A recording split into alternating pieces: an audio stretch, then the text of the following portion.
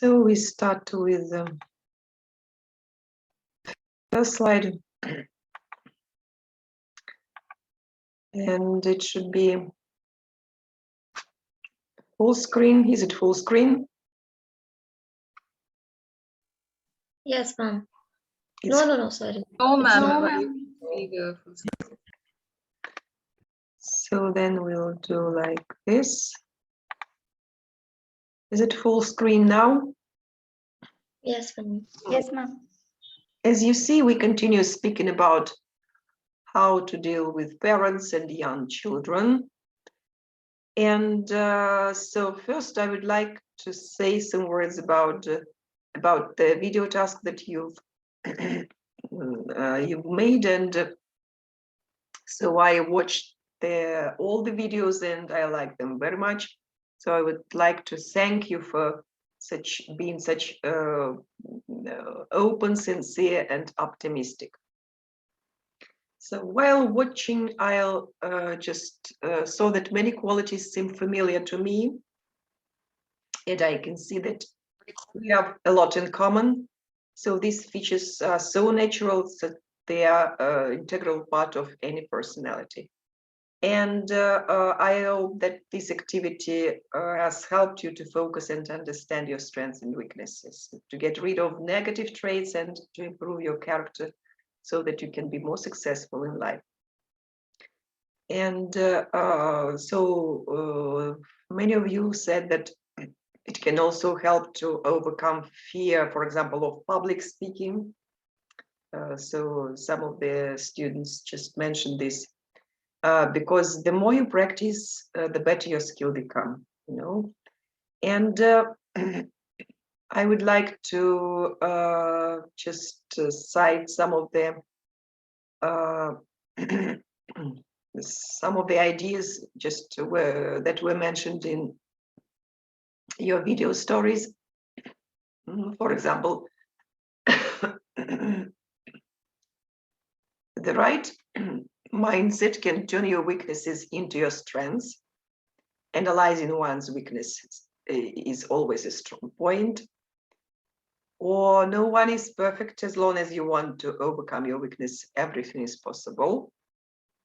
Or weaknesses can be converted into strengths, and knowing your weakness helps you to conquer it.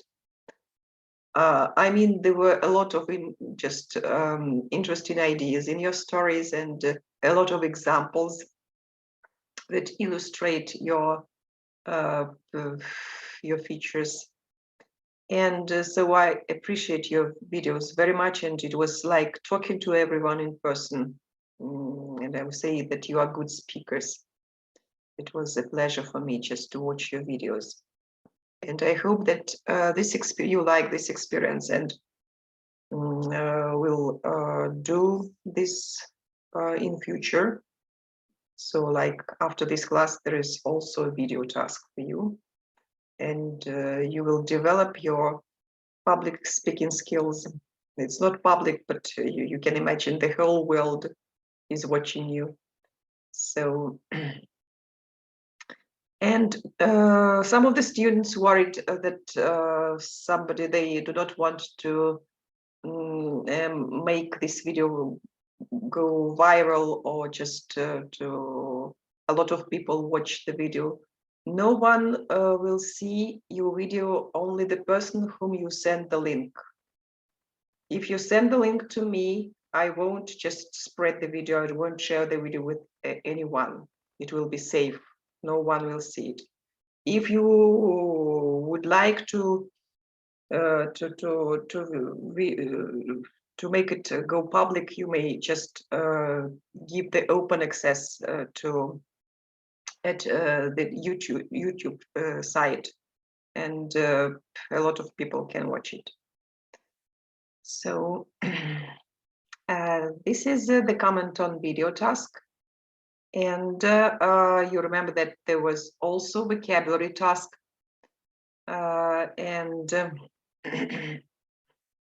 So almost everything was okay with exercise 1.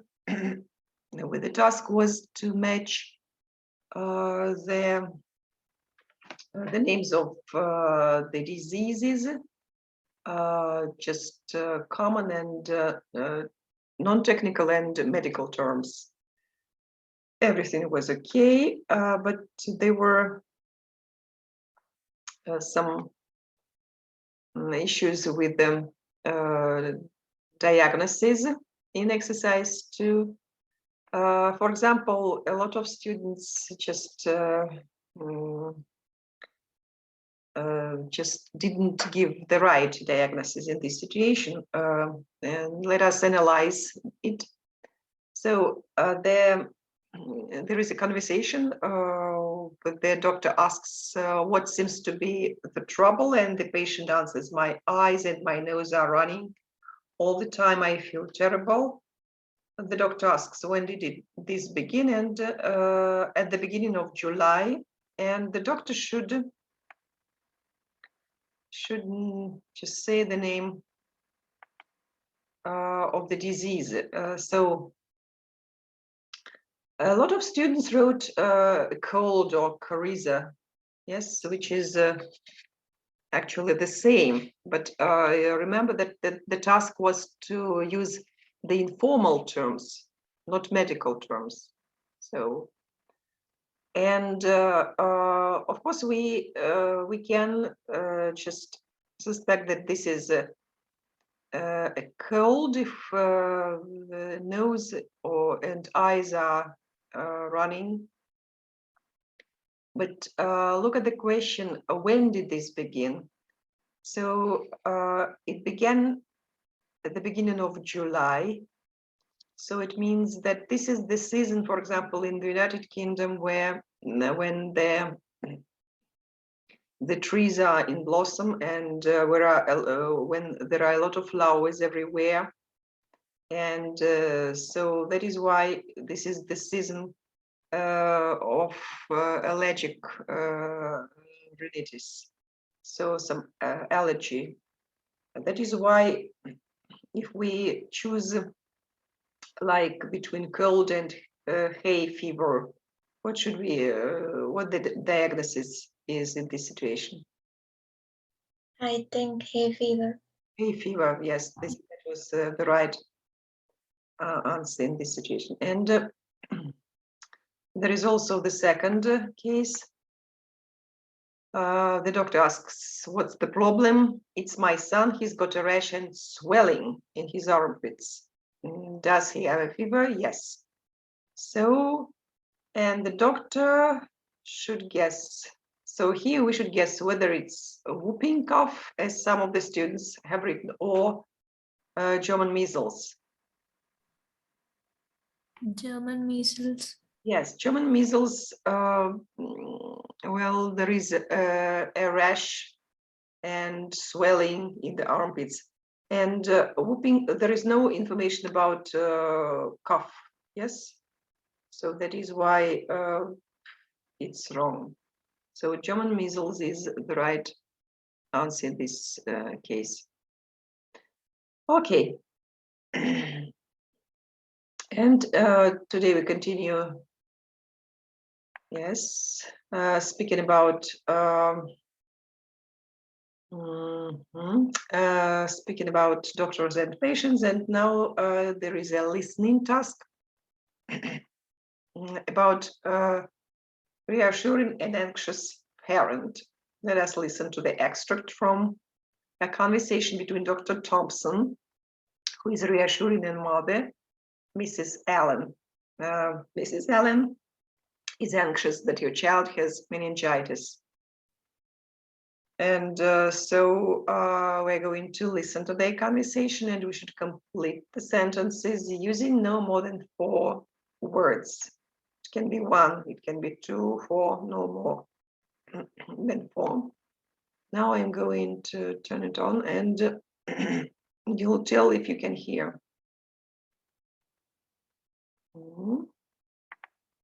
Listening to. Can you hear? Yes, ma'am. Yes. Okay. Yes, ma'am. Now please listen and complete the sentences. Listening to. Mrs. Allen, from our examination and from what you've told me, it doesn't really look like meningitis.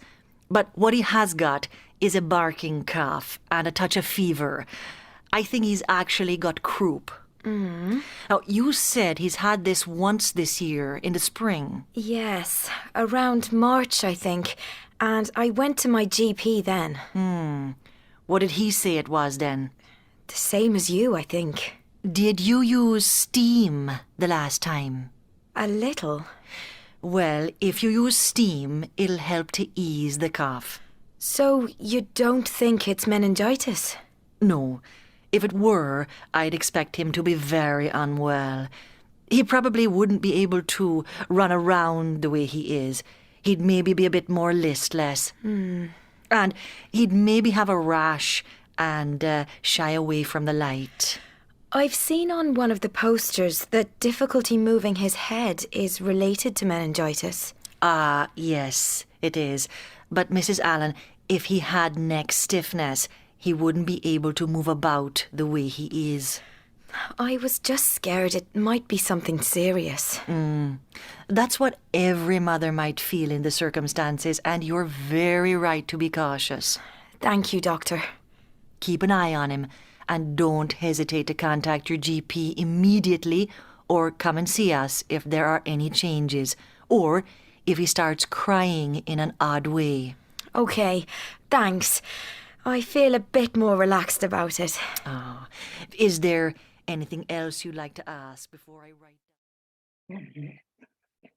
Do we need to listen for the second time? From the last part of the Okay, I can't just only show you only the last part, so from the beginning. Listening to. Mrs. Allen, from our examination and from what you've told me, it doesn't really look like meningitis. But what he has got is a barking cough and a touch of fever. I think he's actually got croup. Now, you said he's had this once this year in the spring. Yes, around March, I think. And I went to my GP then. What did he say it was then? The same as you, I think. Did you use steam the last time? A little. Well, if you use steam, it'll help to ease the cough. So you don't think it's meningitis? No. If it were, I'd expect him to be very unwell. He probably wouldn't be able to run around the way he is. He'd maybe be a bit more listless. And he'd maybe have a rash and shy away from the light. I've seen on one of the posters that difficulty moving his head is related to meningitis. Ah, yes, it is. But Mrs. Allen, if he had neck stiffness, he wouldn't be able to move about the way he is. I was just scared it might be something serious. That's what every mother might feel in the circumstances, and you're very right to be cautious. Thank you, Doctor. Keep an eye on him, and don't hesitate to contact your GP immediately or come and see us if there are any changes, or if he starts crying in an odd way. Okay, thanks. I feel a bit more relaxed about it. Oh, is there anything else you'd like to ask before I write? Well, let us check what we've done. Pradeep, are you here? Yes, ma'am. So what is the first sentence? I think he actually got croup, ma'am. Group. So then, Rohita. Yes, ma'am. Well, if you see use steam, it help to ease the cough, ma'am. It will help. It will help to ease. Okay.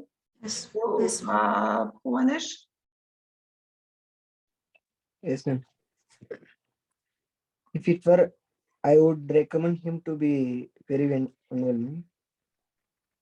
He's feeling. If it were, I'd. Who can help us?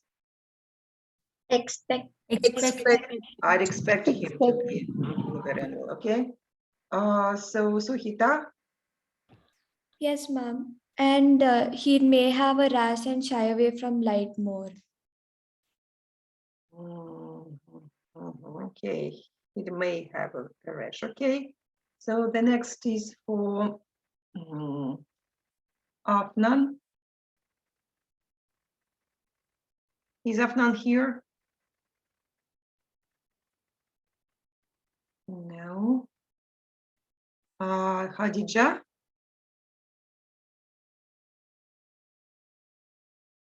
Also absent. Musharafuddin? Yes, ma'am. No. Musharafuddin, please tell Yeah, yeah. the first sentence. That's what every mother in the circumstances I do. Mhm. Yes. And you are very right to be cautious. Good. So Mayuka, please. Keep an eye on him and don't hesitate to contact your GP immediately. Great. And so Rina. Come and see us if there are. If there are. So who can help us? If there are what? Any changes? Any changes. All right. Okay, so this is the way. So the doctor just reassures the parent. And the question, which of the statements does the doctor use to reassure the patient? I mean, exactly which phrases are reassuring in each of the sentences. So, for example, we can say like, if it were, number 3, if it were, he's speaking about meningitis. If it were meningitis, I'd expect him to be very unwell, right? So just the situation, unreal situation, but we have a different situation. So it sounds rather reassuring. What are the other reassuring sentences here? And maybe a rash and shy away from light more. Okay. So, and what about these phrases? This phrase, come and see us if there are any changes. Yes. Yes. Because it just the doctor encourages the parent to come to the hospital and just says that the parent is always welcome there. Okay, and which statement shows empathy? You remember that empathy when we connect the situation with our own experience. So where is it? That's what every mother That's what every mother might feel in the circumstance. Exactly. Because so the doctor is also a mother, and she says that every mother might feel the same. This is emphatic sentence. Okay. Well, and in the conversation, there were the structures. The doctor used the structures that are called conditional sentences. And today we're going to speak in details about the first conditional and the second conditional structure. So here you can see the information about the first conditional sentence. So it consists of 2 parts. It's a complex sentence. So one of the parts is the so-called if clause. It has the word if, and the other part is called the main clause. And in the if clause, in the first conditional structure, we use the present, the simple present tense. And in the main clause, we use subject plus future simple, like will or won't, plus verb in the first form, in the bare form, without any particles or suffixes. And when do we use the first conditional? To talk about possibilities in the present or in the future. Something is possible in the present or in the future. But you see that when we speak about future, we don't use future simple in the if clause. Instead of future, we should use present. So examples, if it rains, I will stay at home. So this is about future. For example, if it rains tomorrow, I will stay at home. But the verb rain is used in the present simple. So this is the rule. We can't use future after if. And the second example, if I wake up late, I will miss the bus. So also about future events. So in the main clause we have will miss, but in the if clause there is a present simple tense here. So similar information is given here on this slide. So the structure, if plus subject plus present simple form. And in the main clause, subject plus will plus infinitive without to. And the doctor, in the conversation we're just listening to, the doctor, she uses the first conditional to talk about a situation where the result is a real possibility in future. So like here, if you use steam, it will help to ease the cough. So if you do this, you'll have this this situation. Yes, it will help. So this is the real possibility. And so the doctor also uses some structures which are called second conditional. And so the structure of the second conditional is the following. In the if clause, we have the past simple tense. And in the main clause, there is present conditional, which consists of would or wouldn't, plus the verb in the bare form. And when do we use the second conditional? We use it in imaginary hypothetical situations in the present or future. So the first was a real situation, and here this is an imaginary situation. So examples here. If I won $1 million, I would buy a new car. So I imagine that I can win $1 million. So, but situation is not likely to happen. And if I were you, I would quit smoking. So look that there is a, if I were you, the verb to be is used in the plural form here. So Khadija is joining us. In the plural form, but you see that I is singular, but anyway, we should always, in such similar structures, we should always use were. And so of course it's impossible to be somebody else. That is why the situation is imaginary. The next example is, if I were the president, I would lower taxes. Also some dreams. And then they would stay longer if they had more time. So in this sentence, the main clause goes at the beginning, and then there is an if clause. And you see that if we start with the if clause, like in the first 3 sentences, we use comma after the if clause. But if we start with the main clause, there is no comma before if. And the next is, if I won $1 million, I could stop working. Instead of would, we can also use could stop. And if I had more free time, I could travel around the world.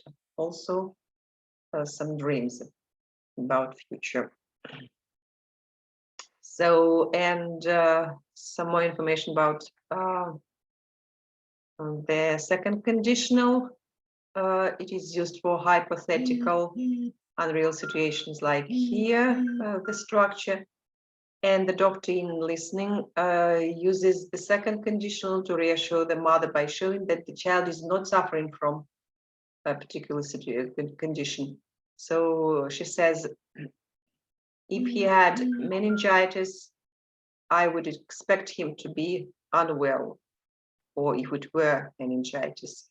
But it is not meningitis, that is why there is nothing to worry about.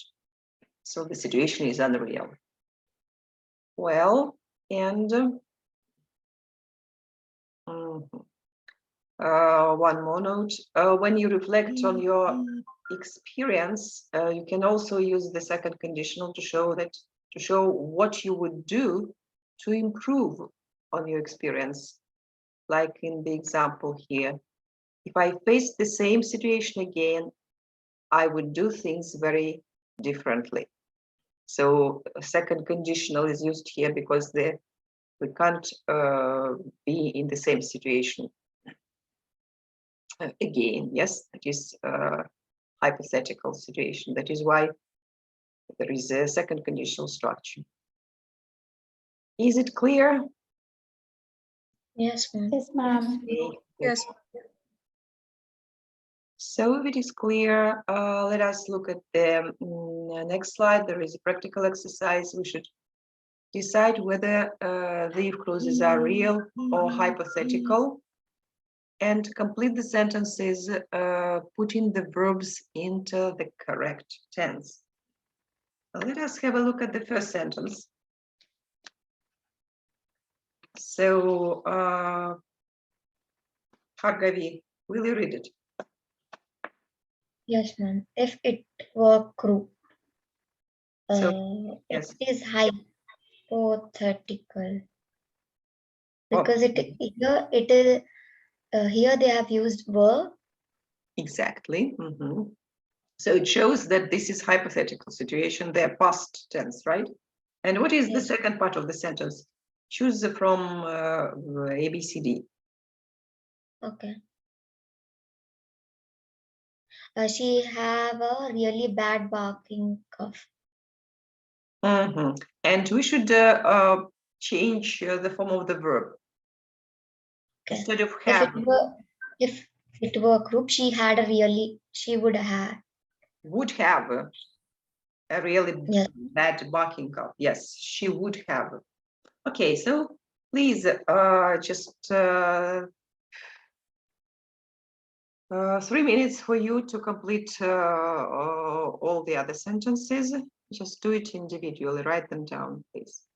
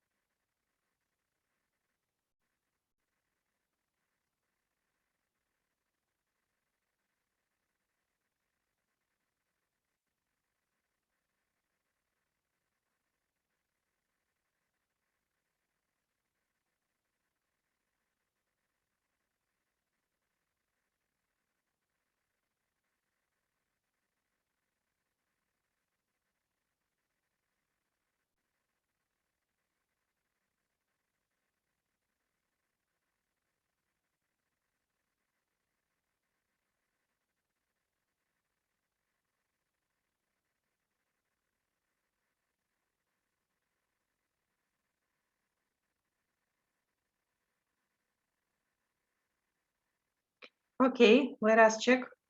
So let us listen to Vidya. The second sentence, please.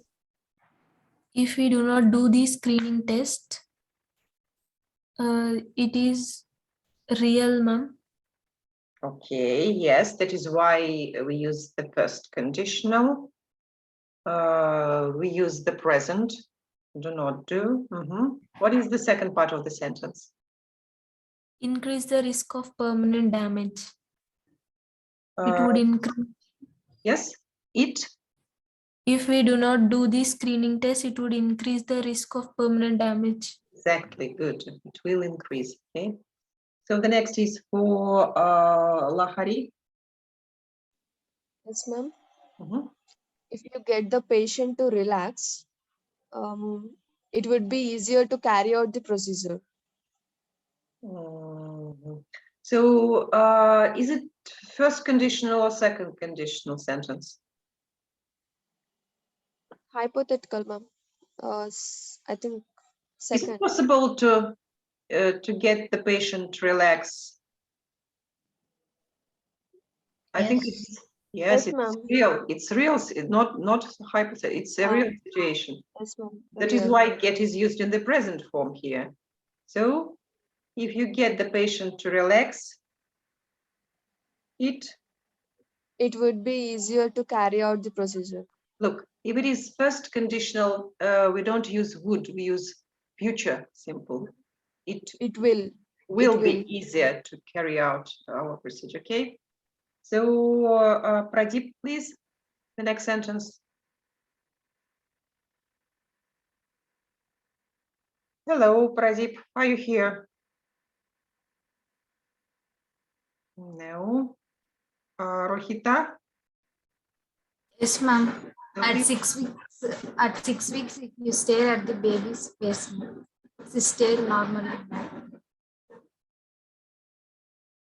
I didn't get it. Is it real or hypothetical?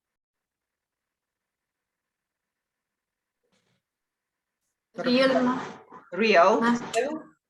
So Yes, ma'am. she stares normally back, right? Yes, ma'am. Okay, good. And there is one more set of sentences. There are 4 more sentences, beginnings and endings, please. Also, just a couple of minutes for you before the break, because we have 2 minutes left. So please write the sentences. Find the second half and make the necessary changes.